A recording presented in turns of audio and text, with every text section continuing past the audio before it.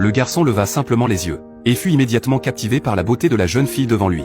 Il la regarda, hébété, pendant un long moment, jusqu'à ce que son ami le rappelle à la réalité. Mais il ne s'approcha pas immédiatement de la jeune fille pour l'aborder, car le sentiment d'infériorité le convainquait qu'il ne pouvait pas se lier avec une jeune fille aussi parfaite. Sur le chemin du retour, la voiture du garçon tomba en panne au milieu de la route. Face aux hurlements impatients des voitures suivantes, il dut poliment s'approcher d'eux pour leur présenter ses excuses. On ne s'attendait pas à ce que la jeune fille qu'il venait de voir soit dans cette voiture. Sa politesse ne suscita pas la compréhension de ces jeunes gens fortunés. Au contraire, ils se moquèrent du garçon, disant qu'il avait honte de circuler avec une voiture de pacotille. La jeune fille, incapable de supporter l'aigreur de ses amis, descendit seule et l'aida à pousser la voiture jusqu'au bord de la route. Comparée aux jeunes gens impolis de la voiture, la jeune fille était plus attirée par ce garçon poli. Elle voulait lui demander s'il y avait autre chose qu'elle pourrait faire pour l'aider. Mais le garçon la rejeta d'une manière peu romantique.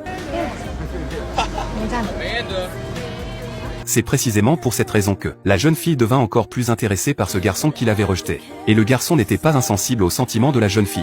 Il savait simplement qu'il y avait un fossé infranchissable entre eux. Or, le lendemain, le garçon rencontra à nouveau la jeune fille.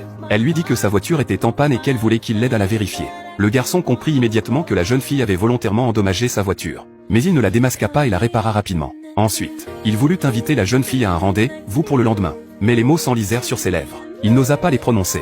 Enfin, ce fut la jeune fille qui rompit le silence. Meet me at Squeals, Saturday night at 6, maybe? Is that a yes? Yeah.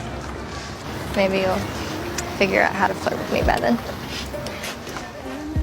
Sur le chemin du retour, le garçon était ravi. Il savait que son amour allait enfin arriver. Mais à peine il rentré chez lui, que son père lui demanda d'aller livrer des marchandises avec lui le lendemain. Or, c'était précisément le jour du rendez-vous avec la jeune fille. Alors, il refusa son père. Le père lui a directement donné une gifle. Les gens autour de lui étaient habitués à ce genre de scène. Le père avait toujours été très sévère envers le garçon depuis son enfance. Cela étant la principale raison de son sentiment d'infériorité. Mais cette fois-ci, il décida de résister, car il ne voulait pas abandonner son bonheur. Il choisit de quitter la maison pour trouver la liberté.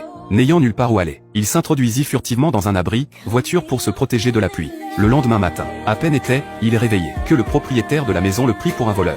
Le garçon raconta son histoire. Le bon vieux homme décida de l'accueillir. L'heure du rendez-vous arriva. Mais la jeune fille ne vit pas le garçon apparaître. Après avoir attendu longtemps, elle comprit qu'elle avait été larguée.